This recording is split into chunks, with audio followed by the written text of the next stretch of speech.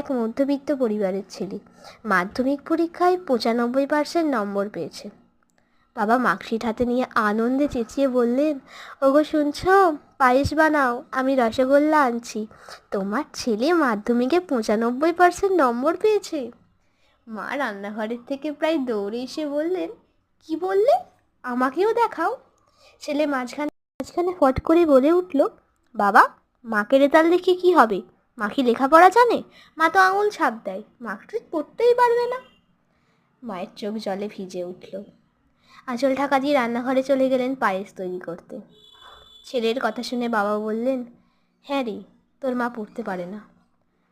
আর শোন, এটাও সত্যি যে তুই যখন তোর মায়ের গর্ভে, তখন তোর মা দুধ খেতে পছন্দ না করার সত্ত্বেও তুই যাতে সুস্থ থাকিস 9 মাস, তাই প্রতিদিন দুধ খেত তোরই জন্য।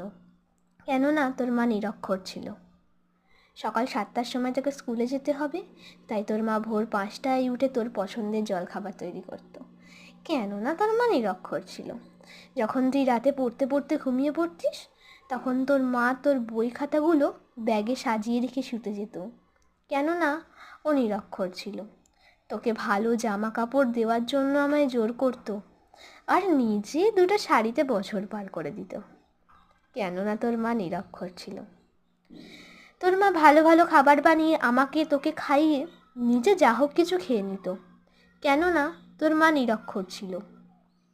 এই কাগজের টুকরোতে তুই যে নাম্বার পেয়েছিস, সেটা তোর মায়ের দান, জেনে রাখিস। সেই দিক থেকে ধরতে গেলে তোর মা কিন্তু ডিগ্রি পিএইচডির ওপরে। আর তুই বলছিস নিরক্ষর? মা তোর সবচেয়ে ডিগ্রিধারী শিক্ষক। যা, মায়ের পা ধরে ক্ষমা চেয়ে আয়। ছেলে বুঝতে পারল সে কত বড় অন্যায় করেছে, মায়ের বুকে আঘাত করেছে। সে কাঁদতে কাঁদতে রান্নাঘরে ঢুকে গেল। অনেক সন্তানই বাবা মাকে অপমান করে, ছোটো ছোটো কারণে রাগ দেখায়, অভদ্র ভাষা ব্যবহার করে। তাদের একবার ভেবে দেখা যে মা বাবারা তাদের জন্য কতটা কষ্ট সহ্য করে, নিজেদের জীবনের কতটা আত্মত্যাগের মাধ্যমে সন্তানকে মানুষ করে তোলেন। সন্তান প্রতিষ্ঠিত হলে তারা কত খুশি হন।